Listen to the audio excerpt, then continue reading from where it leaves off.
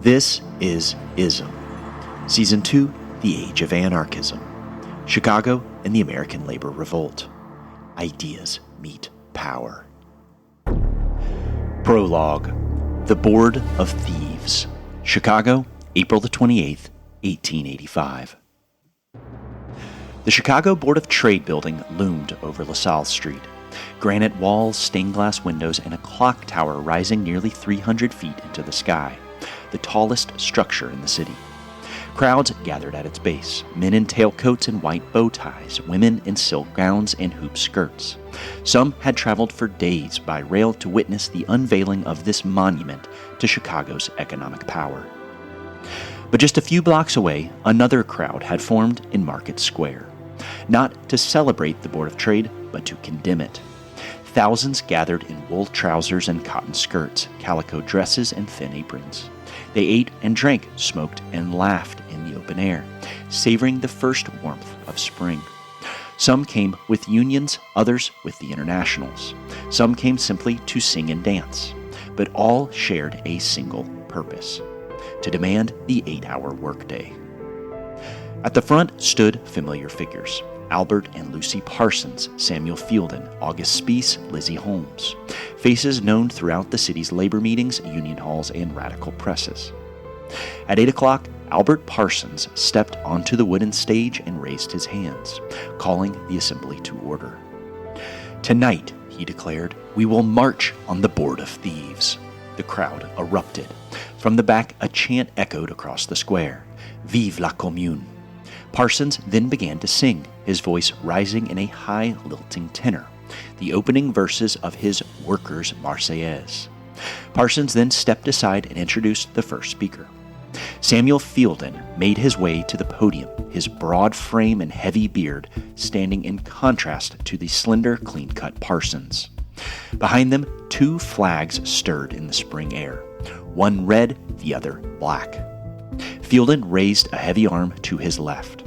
"The red blood of humanity," he began, "which flows alike through the veins of all. The equality of rights, for the tramp and beggar as much as the highest-born aristocrat." He lifted his right arm. "The emblem of starvation and misery," he continued, his low baritone rolling across the square. "We bring it to the Board of Trade, this temple of usury, because they have created starvation for the masses, privilege and luxury for a few." Cheers rippled through the crowd. One voice rose sharp above the din: "Blow it up with dynamite!" Some cheered in reply, others fell silent. Fielden raised his hand for calm. "The profiteers, the high-toned thieves," he growled. "They do not toil, they do not spin. Yet they own all that labor has produced for centuries. And tonight they dine, but labor was not invited to the banquet." "We are going anyway," someone shouted. "Yes," Fielden answered, his voice steadying. "We will go. We must sweep from the earth every unproductive member of society." The crowd roared, "Hear, hear!" After several more speeches, Lucy Parsons and Lizzie Holmes stepped forward and took hold of the 2 flags. They began to lead the crowd, now thousands strong, toward the Board of Trade. 2 other women fell in behind them, also carrying banners of red and black. As they moved through the streets, they were cheered and joined by onlookers. They sang La Marseillaise and shouted, "Vive la Commune!" But then, turning a corner, they came upon a cordon of police barring the way. Undeterred, they made their way toward LaSalle, but there too another line of blue stretched from sidewalk to sidewalk. Oscar Neeb, marshal of the parade, stepped forward and demanded an explanation. Albert Parsons fell in behind him and asked for the officer in charge. A police captain emerged. "The way is completely blocked by carriages," he said. "It is impossible for you to go through." As he turned, his badge caught the light, his revolver riding high on his hip. The crowd shifted, circling back, only to meet yet another phalanx of police. At last, they settled before a barricade on Jackson Boulevard. The night was inky black, but just half a block away, the Board of Trade loomed. electric lights glowing against granite and glass, its facade pulsing like some giant insect. A band of musicians pushed to the front. The opening notes of La Marseillaise rang out, and thousands of voices rose in song. They cheered for the social revolution. After 10 minutes, the police ordered them to move. The crowd circled again, drums, boots, and voices echoing through Chicago's financial district. Finally, the demonstrators gathered outside a row of low buildings. Albert and Lucy Parsons, Lizzie Holmes, and August Spies stepped up to a wooden door beneath a broad awning, which read Arbeiterzeitung and the Alarm. Moments later, Albert Parsons appeared at a second-story window looking out over the crowd. "The government exists," he shouted, his voice carrying across the square, "for the sole purpose of defending private property and the privilege to plunder labor." Cheers broke out, fists rose. "The enemies of the people hold all the power," he continued. "The working people will obtain their rights by force alone. Agitate, organize, revolt." The square erupted as yells, applauses, and chants rose into the night. Parsons drew a breath, then pressed on. "The Board of Trade, that robber's roost, was carved out of the flesh and blood of labor, and cemented by the sweat and tears of the women and children of toil." The crowd quieted, pressing forward, waiting. "If we are to achieve emancipation," Parsons declared, "every man must buy a Colt's Navy revolver." "That's what we want," voices shouted back. "A Winchester rifle," Parsons growled. "Yes," they replied, "and 10 pounds of dynamite. We will make it ourselves. Vive la Commune." Parsons raised his hands and looked out over the cheering throng. Then he turned and disappeared inside, as the square below dissolved into noise and song.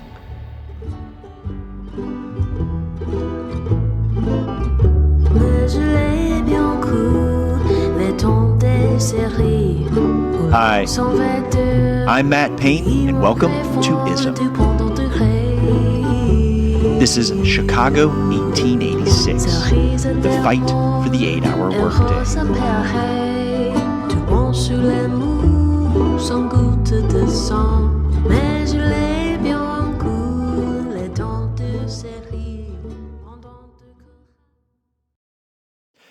By 1885, the labor movement in Chicago had changed. In the years following the Great Railroad Strike of 1877, the city's working classes had become more organized and more willing to press their demands. Unions, brotherhoods, and trades associations spread rapidly, and with them came a new sense of possibility and confrontation. The March on the Board of Trade revealed this transformation. Tens of thousands of men, women, and children, immigrant and native-born alike, gathered to denounce the extravagance of the wealthy, which was on full display the night the building opened, even as much of the city struggled to survive. At the center of this movement stood a small but highly effective circle of organizers. August Spies, the German upholsterer and editor of the Arbeiterzeitung. Samuel Fielden, a Methodist preacher from Yorkshire. Lizzie Holmes, the Iowa-born seamstress and radical journalist, and Lucy Parsons, whose speeches and writings in The Alarm had electrified the city. And then there was Albert Parsons, for whom the March on the Board of Trade held special significance. It was, after all, this same institution whose leading members had blacklisted him and threatened his life in the bowels of Chicago following the Great Railroad Strike. All of these organizers came from different places, spoke in different voices, and drew from different traditions. But they were united by a shared commitment to a new and radical idea, an idea that was taking hold in Chicago with growing force. Anarchism. To their supporters, anarchism offered a path to freedom. To their enemies, it threatened the destruction of the entire social order. The year 1886 would mark a critical turning point for the American labor movement, and it was also the year in which the anarchists of Chicago reached the apex of their power and influence. What followed would test the limits of that power and ultimately define how they would be remembered. Chapter 1. We mean to have 8 hours. We want to feel the sunshine, we want to smell the flowers, and we're sure God has willed it, and we mean to have 8 hours. We're summoning our forces from shipyard, shop, and mill. 8 hours for work, 8 hours for rest, 8 hours for what we will. The 8-Hour Song. On May the 1st, 1867, tens of thousands of Chicagoans gathered in the Union stockyards. The Times described it as the largest procession ever seen in the streets of Chicago. Carpenters, stonecutters, seamstresses, and railroad workers marched in orderly rows and carried banners marked with symbols of their trade. Some read, "We respect the laws of the state." Others, "Hail to May the 1st, 1867, a day long to be remembered by all workers." But the most common demand was simple and uncompromising. 8 hours and no concession. The crowd had assembled to mark the passage of Illinois' new 8-hour law, set to take effect that very day. Backed by Governor Richard Oglesby, a former Union officer and close friend of Abraham Lincoln, the law reflected a growing belief that shorter hours would grant working people time and freedom for study and recreation. But the demonstrators had not come to celebrate the law. They had come to demand its enforcement. Even before the day was over, it was clear the law contained fatal loopholes. Employers could still contract longer hours with individual workers, and many intended to do just that. The very next morning, the city's largest firms ordered their employees back to 10 and 11-hour days. In response, Chicago's Trades Assembly organized a strike. Thousands walked off the job. But it lasted less than a week as police and local militias flooded working-class neighborhoods and broke the strike by May the 8th, an early sign of the conflicts that would define the city in the years ahead. The dream of an 8-hour workday would remain dormant for the next decade until activists in Chicago once again took up the cause following the Great Railroad Strike of 1877. And Albert Parsons was at the center of this effort. In 1880, Parsons invited the machinist and labor theorist Ira Stewart to Chicago, hoping to revive the 8-hour movement. Stewart had helped lead the movement back in the 1860s when workers first began to demand shorter hours. Through organizing the first 8-hour associations, Stewart helped turn the demand into a national movement. For Ira Stewart, the 8-hour day had always been more than a reform. It was a theory of freedom. Workers who labored endlessly, he argued, were reduced to mere survival. Shorten the working day and they could think, participate, and take part in public life. This belief spread widely in the decades after the Civil War. Reformers came to believe that capitalism could be corrected. With the right laws and policies, a more just and cooperative society could emerge. By the early 1880s, this hope found its clearest expression in the ideas of Henry George, whose book Progress and Poverty argued that inequality could be addressed through a single tax on land. Progress and Poverty was hugely influential, selling millions of copies and spreading the belief that the booms and busts of capitalism could be addressed through rational reform, not revolutionary upheaval. In Chicago, Albert Parsons was initially part of this larger reform culture, and he worked alongside other labor leaders, most notably the Cooper George Schilling, and soon after the young upholsterer August Spies. Like many Chicago organizers, Schilling and Spies had come from Germany to the United States as children, their families fleeing the instability and repression following the revolutions of 1848. Both would work for the German-language paper Arbeiterzeitung, which would in time, alongside Parsons' The Alarm, become one of the most influential voices in the city's anarchist movement. But in the late 1870s, these men did not yet speak in the language of anarchism. Like many Chicago socialists, they turned instead to electoral politics. Parsons and Spies both ran for office under the Socialist Labor Party, the successor to the Workingmen's Party of 1877, while organizers like George Schilling worked tirelessly to elect reform candidates. At first, these efforts showed real promise. In 1878, the Socialist Labor Party secured several victories, including the election of the Swiss hardware dealer Frank Stauber to the city council. George Schilling later described this period as an upward boom. But the promise would not last. In 1880, Stauber was cheated out of re-election through blatant ballot manipulation. Though he eventually won his case in court, the damage had already been done. Stauber was the only socialist candidate re-elected that year, and the city's elites had illegally driven him from office. For many, the lesson was unmistakable. In a city where politics was dominated by wealth, meaningful change would not come through the ballot box. As Schilling later recalled, the Stauber Affair, quote, did more perhaps than all other things combined to destroy the faith of socialists in Chicago in the efficiency of the ballot. Out of this disillusionment emerged a new approach. Rather than pursuing reform through elections, organizers turned toward building power from below, through unions, through agitation, and if necessary, through direct confrontation. It was in this context that Parsons, Spies, and their comrades began to develop what became known as the Chicago idea. That industrial unions were, as Parsons put it, the embryonic group of the future free society. With this shift, they turned away from electoral politics and toward militant trade unionism. This break had lasting consequences. Chicago's radical movement fractured, weakening the Socialist Labor Party, as more and more organizers came to see direct action, not the ballot, as the only viable path forward. But to build a mass movement capable of challenging industrial capitalism, labor leaders needed both an organization that can unite workers across lines of skill, language, and gender, and a single cause around which they could rally. In the Knights of Labor, they found that organization, and in the demand for the 8-hour day, they found their cause. Both Parsons and Schilling joined the Knights in the mid-1870s, when it was still a small and secretive brotherhood of skilled craftsmen. But as we saw in our last episode, the upheavals of 1877 transformed the order. In the years that followed, through the efforts of local leaders like Parsons and Schilling, the Knights expanded rapidly, drawing in workers across trades, skill levels, and backgrounds.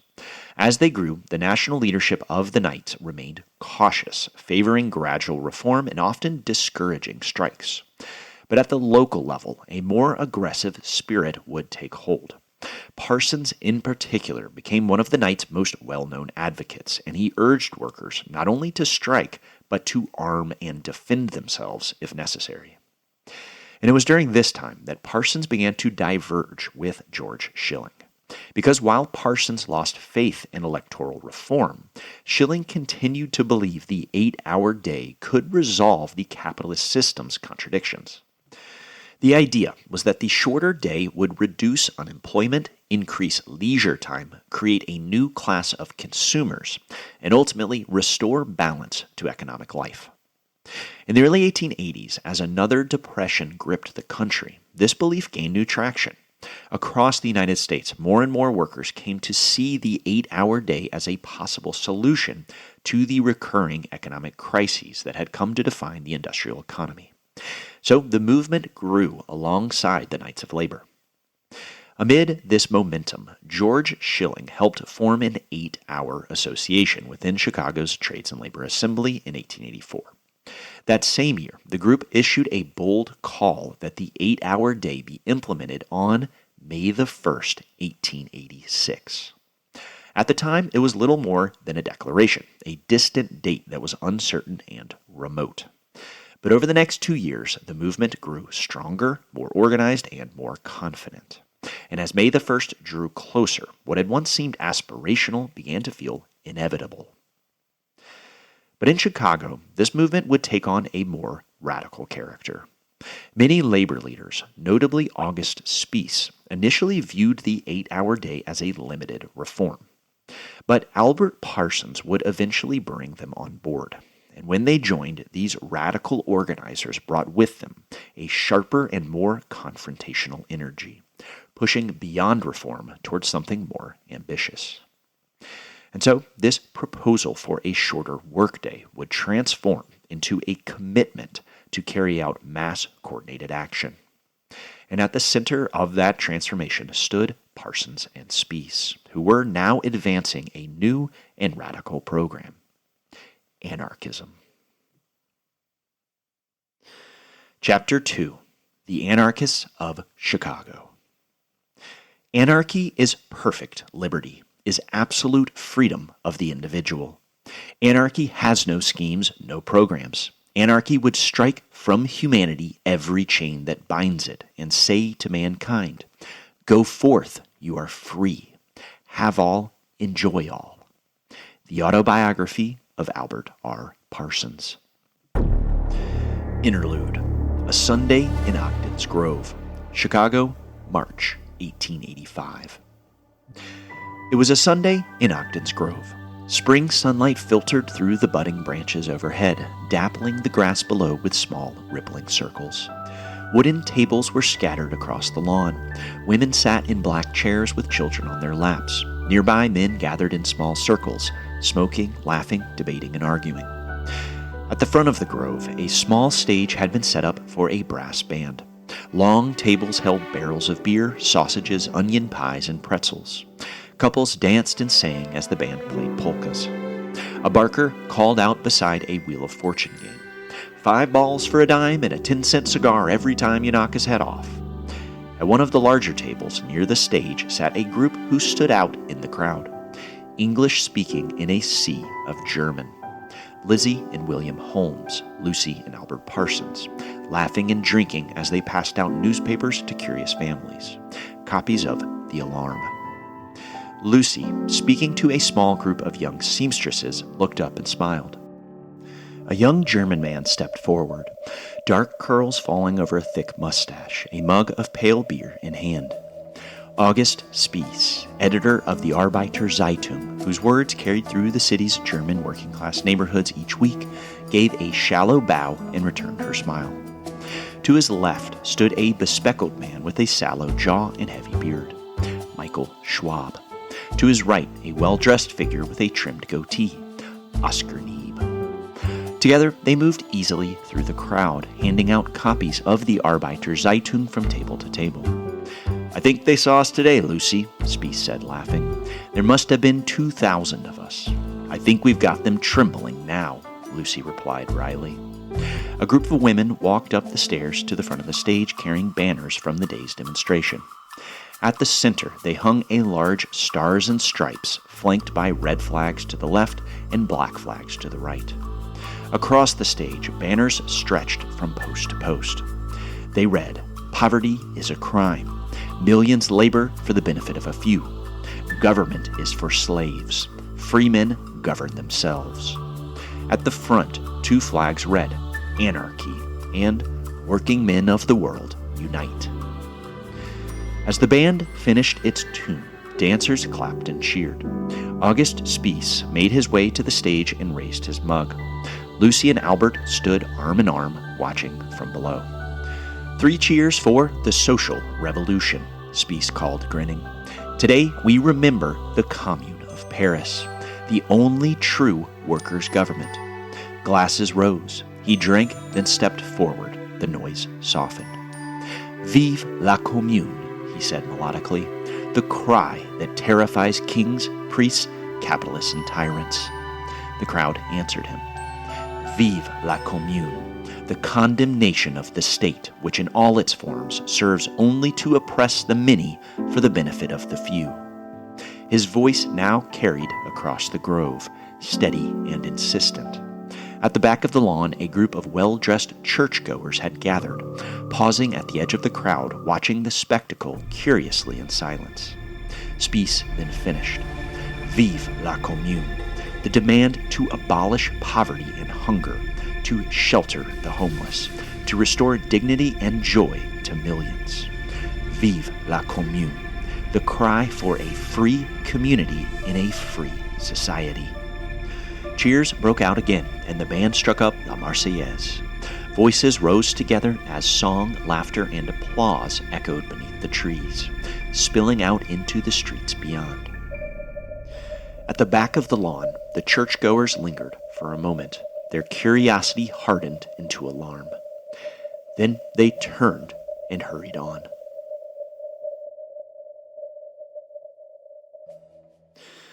For decades, Chicago's working people had gathered on Sundays to connect with one another, to share food, music, and conversation in parks, halls, and open fields across the city.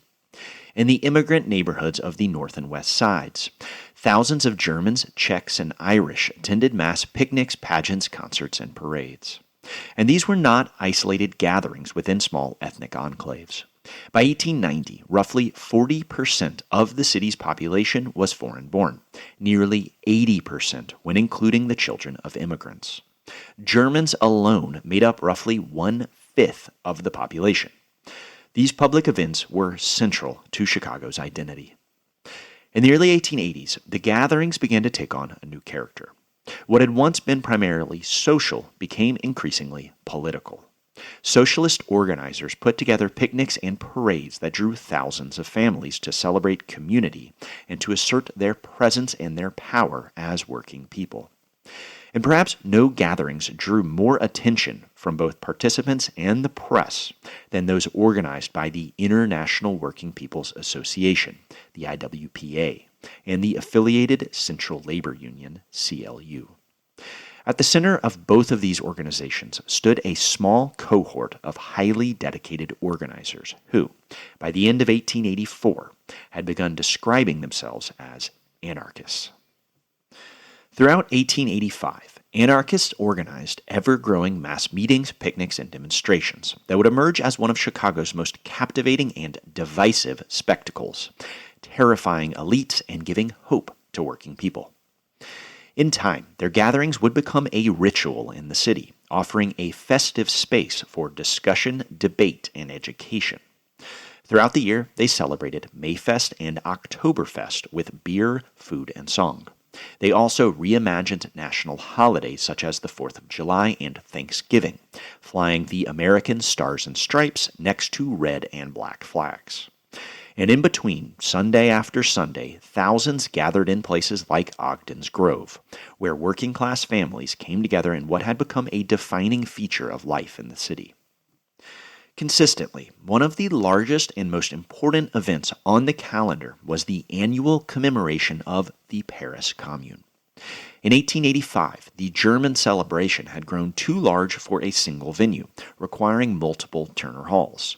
In Pilsen, the Czech community held its own parallel commemoration of the Commune.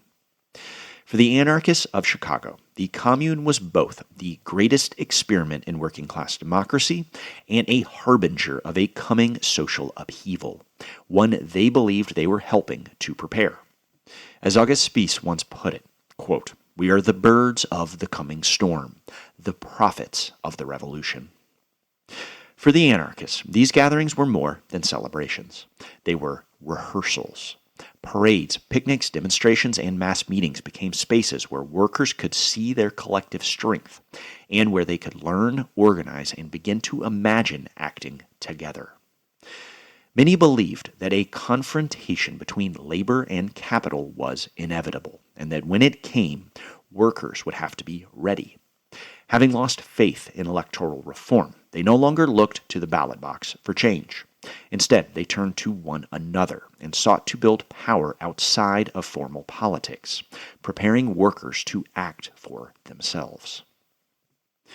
In 1883, this vision took a clearer form at a Congress in Pittsburgh, where radical labor leaders from across the United States gathered to chart a new direction for the movement.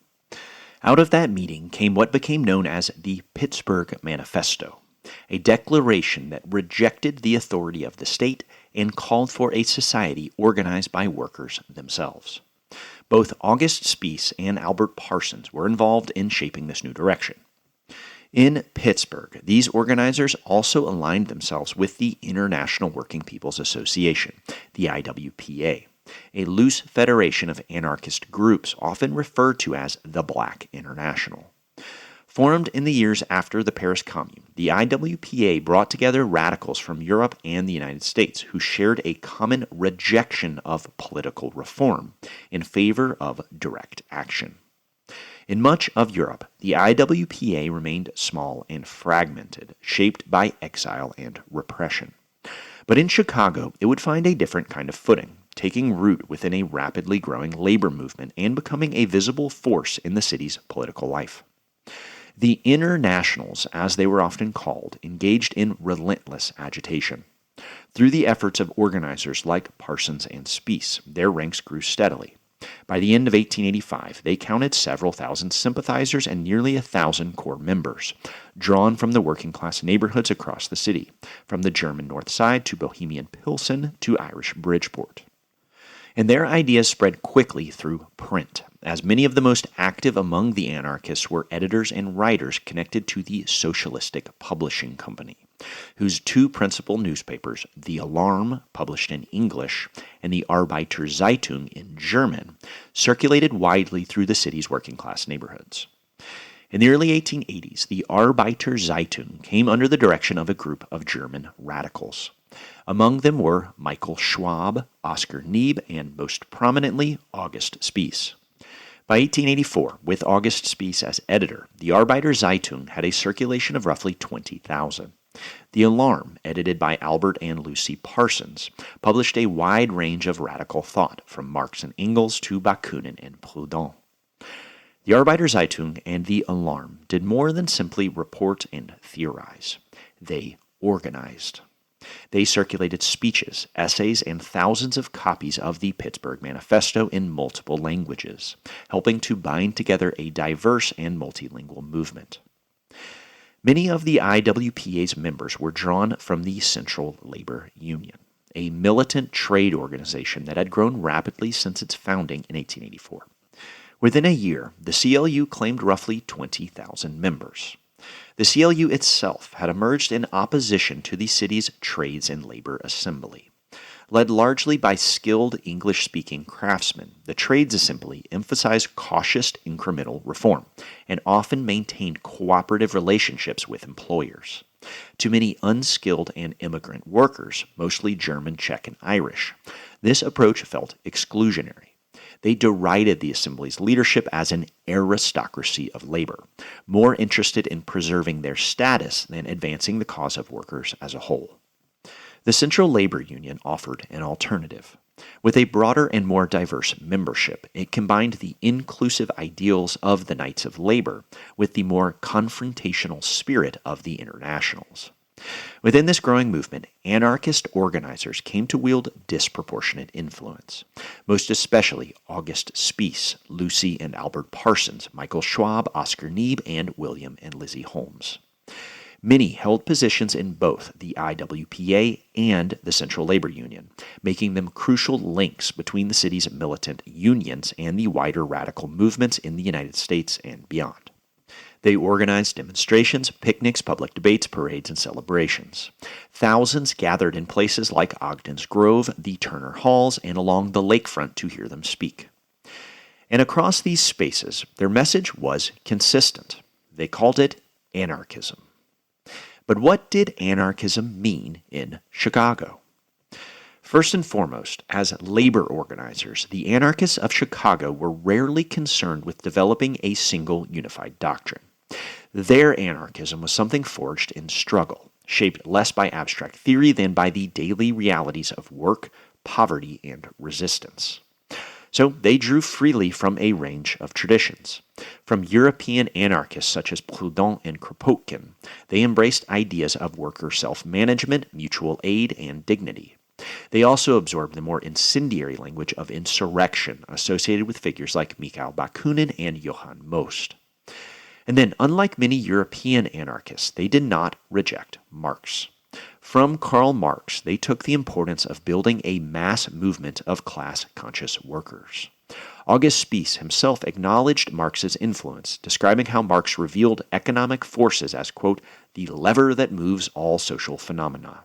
He and his comrades continued to emphasize the slow, difficult work of organizing workers into a force capable of waging class struggle. In Chicago, these traditions were not treated as opposing systems, but as tools. The anarchists borrowed what they needed, combining Marx's emphasis on mass organization with an anarchist vision of a stateless, cooperative society.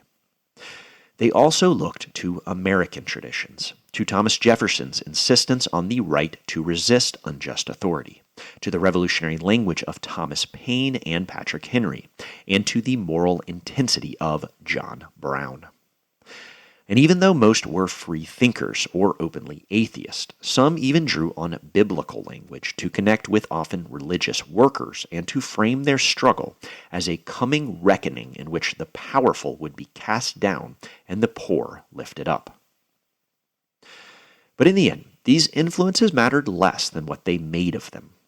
At its core, anarchism in Chicago was a commitment to dignity, autonomy, and collective life. It was not simply an idea to be debated. It was something to be built. The Internationals organized mutual aid for struggling workers. They experimented with cooperative workshops owned and managed by workers themselves. They hosted mass meetings, festivals, demonstrations, and gatherings that were just as much social as they were political. Spaces of education, solidarity, and joy. In this sense, they sought to create a society within the existing one, a living alternative that could stand on its own, even as it pointed toward a freer future. In a city defined by hunger and exploitation, its air thick with smoke, its streets marked by the smell of rotting meat, they built a counterculture, grounded not in competition but in cooperation, not in profit but in community. But to their opponents, this was not simply a different way of living. It was a direct challenge to the existing order. And as their influence grew, organizing strikes, building unions, drawing thousands into their orbit, Chicago's industrialists began to see them not simply as a nuisance, but as a threat. By 1886, this tension would harden as rising profits did not bring higher wages. Instead, renewed prosperity simply financed new machinery that would tighten control, erode skill, and deepen resentment among workers. What had begun as an experiment in living differently was fast becoming a struggle over power. Chapter 3. Work Without Freedom.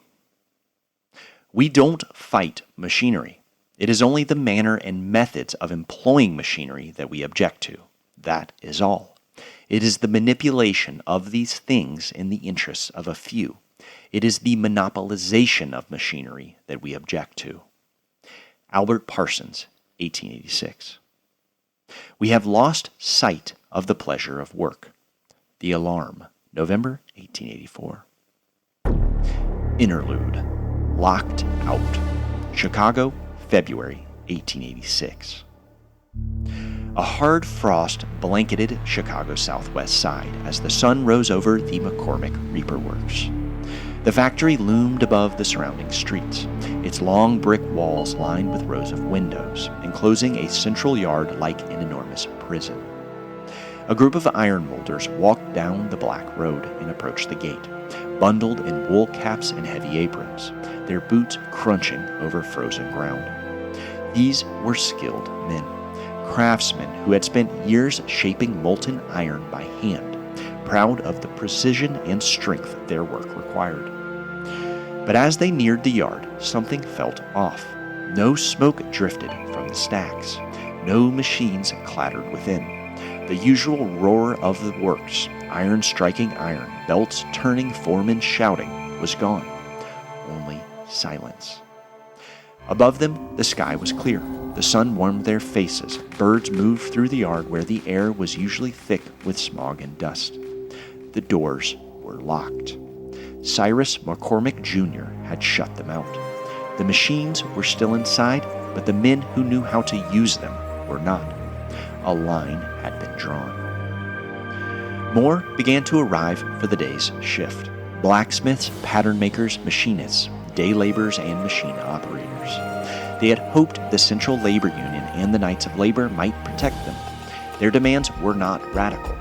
They just wanted longer breaks, a shorter day, an end to wage cuts, and a share in the prosperity they helped create. "The boss is bringing in scabs," one of the molders said, nodding toward the yard. "I've had enough of Cyrus Jr., a blacksmith replied, pulling off his gloves and untying his apron. "We've got no choice now," an operator murmured. Slowly, the men turned as one and walked down the black road. Their figures were dwarfed by the ships moving through the canals, by the trains rattling along the tracks beyond.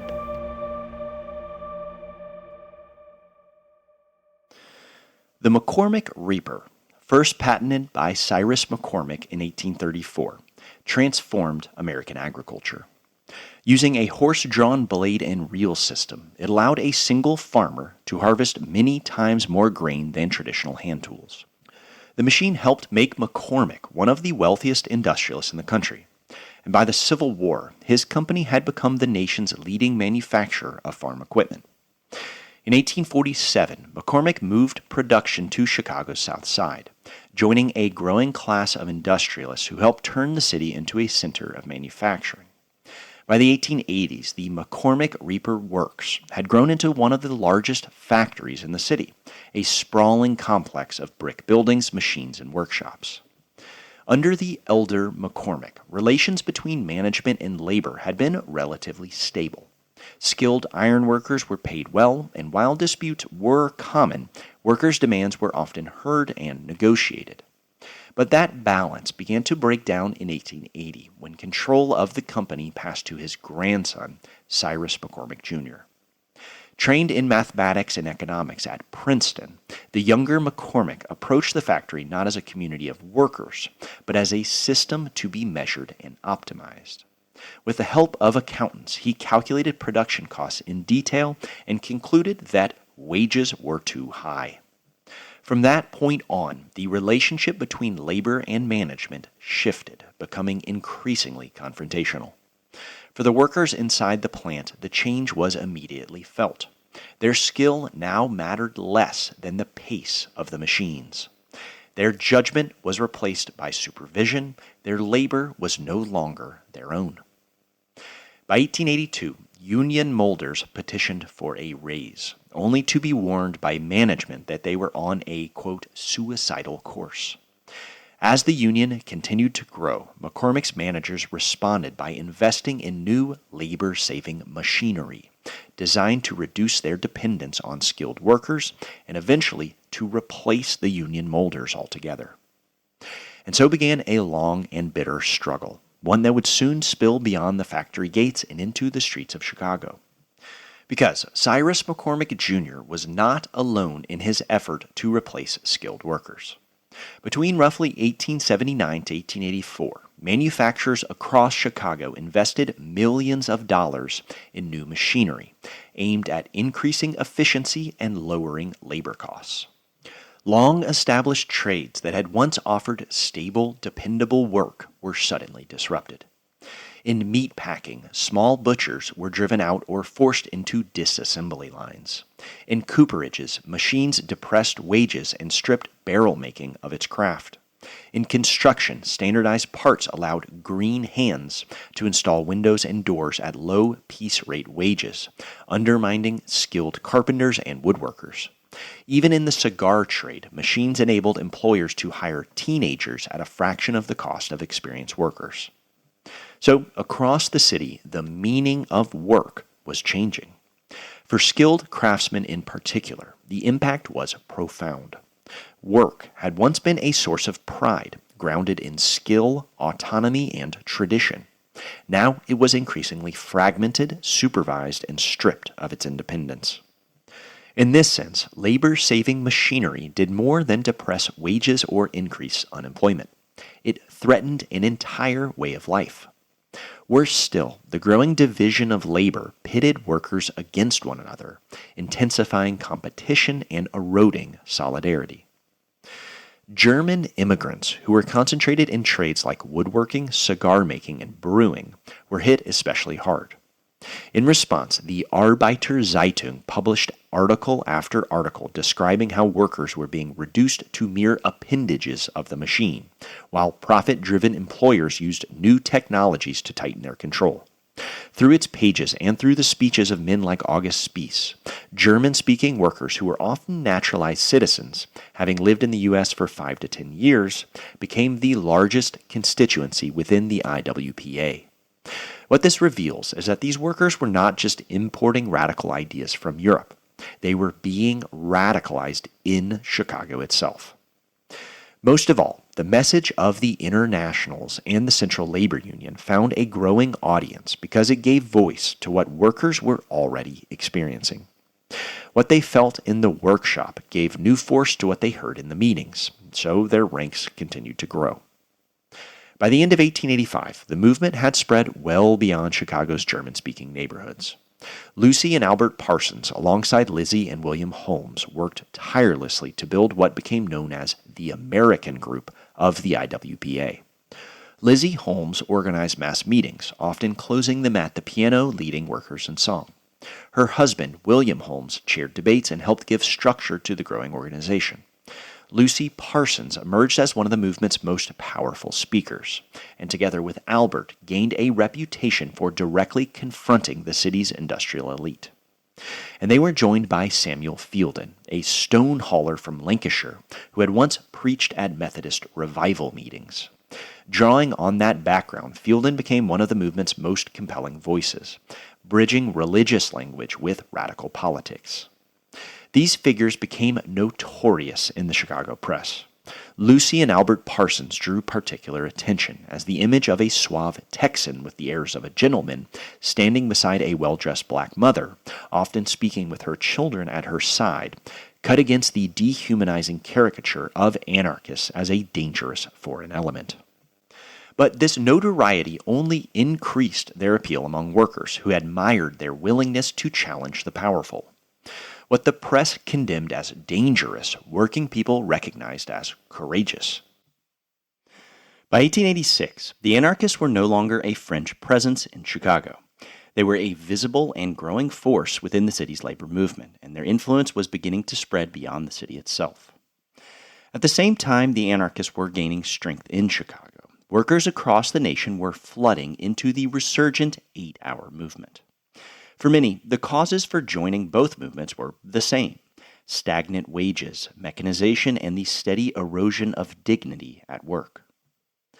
By 1886, the demand for shorter hours had taken on a broader meaning. It was no longer simply about time. It was about control. It was about reclaiming a measure of independence in an industrial system that seemed to strip it away. In this sense, it had become a freedom movement, and one with increasing support across the nation. Socialist reformers like George Schilling, moderate labor leaders like Samuel Gompers, and even Chicago's mayor, Carter Harrison, all embraced it as a way to reduce unemployment and to ease mounting tensions. And yet, many anarchists initially rejected it. To them, the 8-hour demand remained a reform, one that left the wage system intact. As the Alarm declared in December 1885, to accede the point that capitalists have the right to 8 hours of our labor is more than a compromise. It is a virtual concession that the wage system is right. But the scale of the movement forced them to reconsider. By early 1886, hundreds of thousands of workers had rallied to the cause, and what had once seemed limited now revealed itself as a mass movement, with the potential to unify workers across trade, gender, language, and skill level. And so Albert Parsons, who had for a period distanced himself from the cause, now returned to the 8-hour struggle. Soon he was joined by Lucy, by Spies, by Fielden, by Schwab, by Lizzie, and William Holmes. And when the anarchists re-entered the movement, they transformed it. With their skill as agitators and organizers, they quickly rose to prominence, becoming the movement's most powerful voices in Chicago. Under their leadership, the city saw the largest demonstrations, the most strikes, and the most radical demands, as the 8-hour cause took on a more revolutionary character. The anarchists distributed leaflets, held mass meetings, and spoke to crowds tens of thousands strong. And as May the 1st approached, they spoke not only of shorter hours, but of confronting power. Not only of temporary relief, but of structural transformation.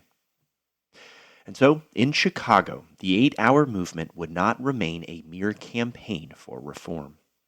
Instead, it was becoming a radical challenge to the system itself. Chapter 4. The Growing Storm. Revolutions are not manufactured or made to order. They are never successfully planned or deliberately entered upon. They do not come at the bidding of one man or one set of men. They grow and then come. Terence Powderly, Grand Master Workman of the Knights of Labor. Interlude. One for all for one. Chicago, April 1886. Abraham Bisno stared in amazement at the line of Germans at the front of the hall. The man in the center, who introduced himself as August Spies, spoke in a fierce rhythmic cadence. Bisno understood no German and struggled to hear the Yiddish translator over the noise of the crowd, voices overlapping, chairs scraping, and boots shuffling. Around him, fellow cloakmakers spoke quickly, trying to explain who these men were and what they wanted. He caught only fragments. 8 hours, May the 1st, 10 hours pay, strike. Most days, Bisno worked 11 hours or more, a fact he had long accepted without question. When he arrived from Russia, he had gone straight into the cloak-making shops, where he had heard other Jews found work. During the pogroms, he had learned to keep his head down and ask few questions. When August Spies finished, a young German stepped forward and handed Bisno a small leaflet. He could not read a word of it. The top says Knights of Labor, the translator explained. There is a great movement in the city, the man continued. Workers are demanding shorter hours and better pay. Now Bisno listened more closely. The young man spoke again in German. The translator paused and then said, Their motto is one for all for one. He looked down at the paper in his hands. Workers supporting workers. That he understood. In the cloak shops, they depended on one another, especially when the work slowed, when the pay stopped, when no one else would help them. Through the crowd, August Spies began to make his way toward them. His pale face glistened with sweat, his mustache curling at either end. He moved with quiet confidence, stopping to speak with each cloakmaker as he passed. Even when it was clear they could not understand his words, he persisted, finding ways to make himself understood. At last, Spies reached Bisno. He extended his hand and gripped his firmly, holding his gaze steady, intent, yet gentle. He says he understands your struggles, the translator said. He came from Europe, too, looking for a better life. He worked as an upholsterer like you in the cloak shops. Spies continued speaking, his eyes never leaving Bisno's. The translator followed. Workers across the city and across the country were coming together. They were demanding shorter hours, better pay, more time to live. No one had ever spoken to him like this before, not as a stranger, not as an equal. These demands had once seemed impossible, but now, hearing Spies speak of the movement's strength, Bisno began to believe they might succeed, that their employers might be forced to listen, to yield, to share more equally in the prosperity of the nation. Spies repeated the phrase once more. One for all for one. Then he smiled, nodded, and continued on through the hall.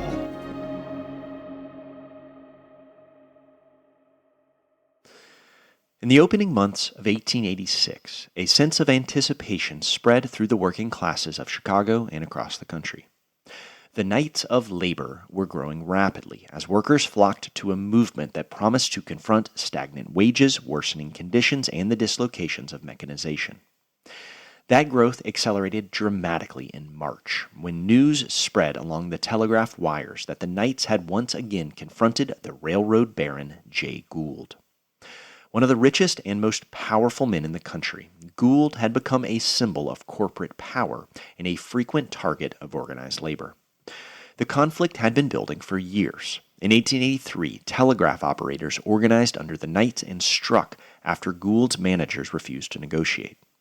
Then, in 1885, a far larger strike erupted across Gould's rail network in response to wage cuts and the dismissal of union workers. This time, the Knights prevailed, wages were restored, and the Union secured official recognition. Such high-profile victories transformed the Knights of Labor. Their success against Gould brought national attention, and with it a surge in support. Even among the middle and upper classes, Gould was widely seen as a ruthless robber baron, and the Knights' victories took on the appearance of a moral struggle against greed and monopoly. But the victory proved short-lived. In the months that followed, Gould quietly reasserted control, imposing wage cuts, layoffs, and transfers. Then, after a Union member in Texas was fired for attending a meeting, the Knights responded. On March the 6th, they called for a system-wide solidarity strike, asking workers across Gould's rail network to protest the unfair treatment of a single man. This show of solidarity embodied their motto, "An injury to one is the concern of all." Within a week, hundreds of thousands of railroad workers had walked off the job across Texas, Arkansas, Kansas, Missouri, and Illinois. Gould's empire controlled more than a tenth of the nation's rail lines, and the specter of 1877 began to rise as fears of economic paralysis spread. Jay Gould moved quickly, hiring strikebreakers, many of them Pinkerton agents. Tensions mounted, but the strike remained, for the most part, disciplined and restrained. Workers disabled trains, burned depots, and left engines idle, but such acts were the exception. Most simply refused to work. Then, on April the 9th, the conflict turned violent. In East St. Louis, a posse of loyal employees opened fire on strikers, killing 7 and wounding many more. The enraged crowd responded by burning railroad shops and destroying company property. The governor placed the city under martial law, and units of the National Guard moved in. East St. Louis lay less than a day's ride from Chicago. When news reached the city, outrage spread quickly. On April the 10th, more than 1,000 Union switchmen walked off the job, halting rail traffic. For a moment, it seemed that another railroad war might erupt. But in Chicago, the crisis eased when packing house owners pressured railroad executives to meet the workers' demands. This result was another victory for the Knights of Labor, and it had a powerful effect. It reinforced the growing belief that organized labor could win. Excitement spread through the city, and new assemblies of the Knights formed rapidly, adding thousands of members in a short period. The Knights even penetrated the McCormick Reaper Works, notorious for its anti-unionism. In January, Cyrus McCormick Jr. had replaced nearly all of his skilled iron molders with low-paid machine operators. But within weeks of the dismissals, nearly the entire plant would be unionized, including the strikebreakers, as the Knights enrolled both the skilled and unskilled. As the Knights grew, so too did its diversity. Women in the garment trades, Jewish cloakmakers, Bohemian lumber shovers, and Irish butchers joined German carpenters and English-speaking craftsmen. Anarchist leaders played a central role in this expansion. Lucy Parsons and Lizzie Holmes were especially important in organizing women workers. After the Great Railroad Strike of 1877, they had helped build the Working Women's Union, which, alongside figures like George Schilling and Albert Parsons, became an early supporter of the revived 8-hour movement. In the late 1870s, the Knights formally opened their ranks to women, pledging to, quote, secure for both sexes equal pay for equal work. Holmes and Parsons soon brought the Working Women's Union into the organization, helping to establish multiple assemblies of female garment workers across Chicago. This reflected a broader national trend. By 1886, roughly 50,000 women had joined the Knights, nearly 10% of its membership, with many serving in leadership roles. The anarchist-led Central Labor Union also proved critical in reaching previously unorganized workers: tanners, wagon makers, grocery clerks, and seamstresses. These efforts helped forge new bonds across skill levels. In late April, skilled furniture makers joined unskilled machine operators in walking off the job together to demand an 8-hour day. And this marked a turning point. The movement had expanded beyond its earlier base among skilled trades, and now drew in the broader working class. At the same time, the anarchists raised the stakes. They began calling for 8 hours work, 10 hours pay. And this demand electrified lower-paid workers, but alarmed more cautious leaders like George Schilling, who feared it would provoke employers and alienate public opinion. But by this point, the movement was slipping beyond anyone's control. These new mixed assemblies, uniting skilled and unskilled workers across language, gender, and trade, were something new in Chicago. And with that unity came a new sense of possibility, as well as new volatility. Through the early months of 1886, the movement remained largely peaceful. Workers organized, negotiated, and in some cases went on strike. But at the McCormick Reaper Works, signs of an impending confrontation began to appear. After locking out his skilled molders, Cyrus Jr. issued revolvers to nearly 100 loyal employees and arranged to have 400 police to protect incoming strikebreakers. Officers broke up picket lines and sealed off the factory grounds. In response, the locked-out workers gathered in mass meetings just beyond the gates. Albert Parsons and Michael Schwab of the Arbeiter Zeitung came to speak. Day after day, strikers and their neighbors jeered the strikebreakers, and tensions mounted as police struggled to contain the growing crowds. The standoff at the McCormick Works had made clear that things might not remain peaceful. And as the city moved toward May, attention turned to a single date.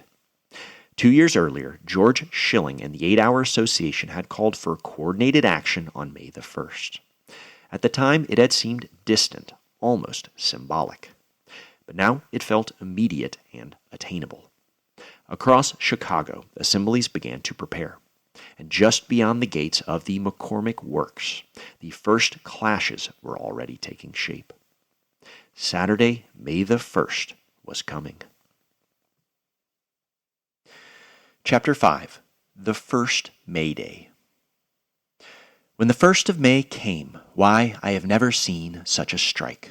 40,000 who stood out in the streets of Chicago, and when they tried to get them back to work, replied, "I will be damned if I go back to work under such conditions." Lucy Parsons, May the 1st, 1930. Interlude. A clear sky in Chicago. Chicago, May the 1st, 1886. As he stepped out from the offices of the Arbeiter Zeitung, August Spies felt both exhausted and alert.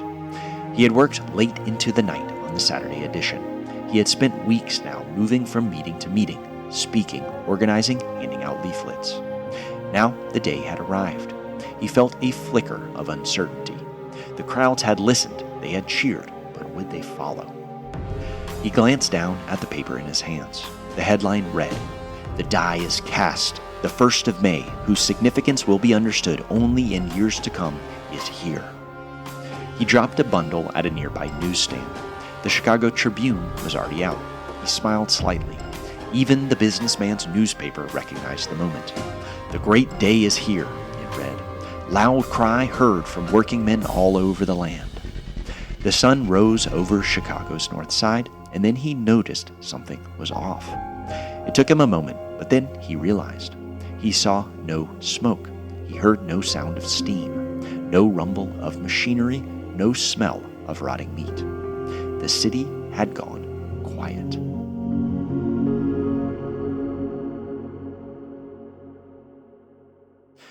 In the week leading up to May the 1st, anticipation spread across Chicago and throughout the nation. As thousands joined the Knights of Labor, a new belief took hold, that working people could shorten the workday through a single unified effort. After years of frustration, of failed negotiations and limited gains at the ballot box, the idea of a mass strike now carried real weight. And there was reason for optimism. By the end of April, nearly 50,000 workers in Chicago had already secured shorter hours, some without any reduction in pay. Victories like these made the once radical demand of 8 hours work for 10 hours pay seem suddenly within reach. On Sunday, April the 25th, a week before the appointed day, the Central Labor Union organized a massive demonstration along the lakefront. As churchgoers left their Easter services, tens of thousands gathered to watch. Nearly 50,000 workers marched in a column that stretched for miles. Music echoed through the streets, and red banners hung from windows and rooftops, raised by sympathetic onlookers. Albert Parsons and Samuel Fielden addressed the crowd in English, while August Spies and Michael Schwab spoke in German. Marking the Easter holiday, Schwab declared, quote, "Today the workers of Chicago are also celebrating their resurrection. They have risen from their long indolence and indifference. They have seen what they can accomplish walking hand in hand." Throughout the week, strikes and boycotts spread. More than 20,000 workers left their jobs, demanding 8 hours work for 10 hours pay. The city's newspapers reacted with alarm. The Tribune dismissed the demand as a simple impossibility and blamed the unrest on a communistic element fermenting among the laboring classes. The Chicago Mail singled out Parsons and Spies as dangerous ruffians fomenting disorder for the past 10 years. But the criticism did little to slow the movement. If anything, it strengthened its resolve. On the night of Friday, April the 30th, the city seemed to vibrate with anticipation. Across Chicago, workers gathered in union halls and meeting rooms, upholsterers, lumber shovers, freight handlers, pledging to join the strike at daybreak. And so, when the morning of May the 1st arrived, Chicago fell quiet. The presses of the Arbeiter Zeitung and the Alarm hailed the moment as historic, while the city's major papers warned of the crowds now filling the streets. Estimates vary, but somewhere between 40,000 and 80,000 workers left their jobs in Chicago alone. Across the country, including the ongoing railroad strikes, the number approached 500,000. The strike of 1886 dwarfed even the upheaval of 1877. It was the single largest coordinated labor action in American history to date. And yet, for all its scale, the day did not unfold as many feared. The streets of Chicago saw no violence, no major confrontations. The mood was festive, more like a holiday than a strike. Workers gathered in Swedish beer gardens, Irish pubs, and German saloons.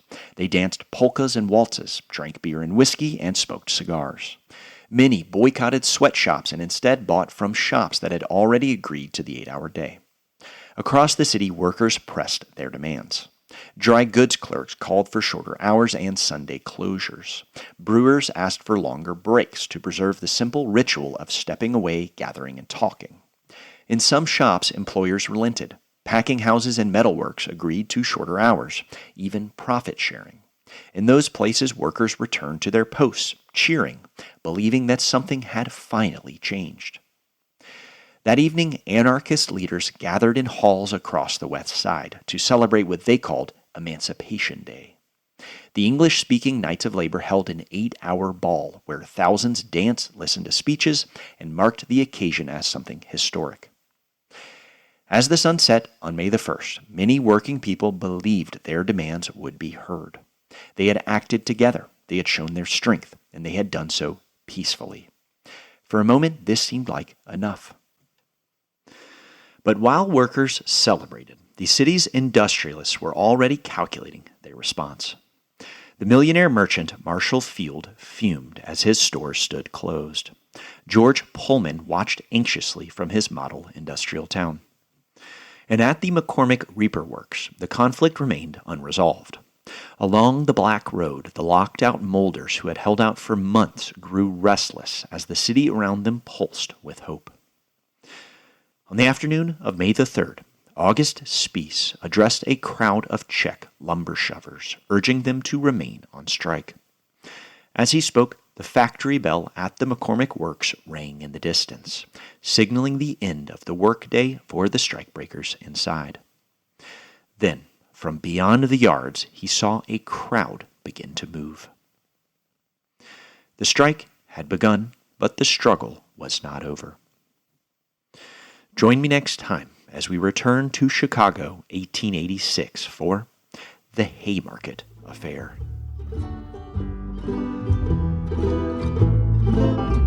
Le gelé bien court, les tons desserrés, où l'on s'en vêteux, puis mon rêve du pendant de rêve.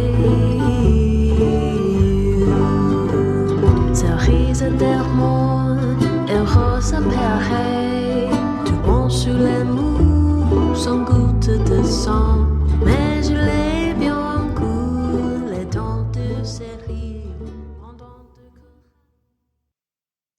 Ism is written and produced by me, Matt Payne. The original musical score is composed by Ian Payne. Our theme song is performed by Aloe Vera on vocals and banjo, with accompaniment from Ian and myself. If you're curious how I build these narrative scenes, where I source the quotes, what lines are verbatim, altered, or composed to capture the essence of a moment, you'll find full transcripts, suggested readings, show notes, and behind-the-scenes looks at my process on the Ism Substack. If you would like to support on Patreon, you can find me at patreon.com/ismhistorypodcast. Both links are in the episode description. To learn more about Ian's work, you'll also find his website there. And if you'd like to reach out, you can email me at ismhistorypodcast@gmail.com. Thanks so much for listening, and I will see you next time.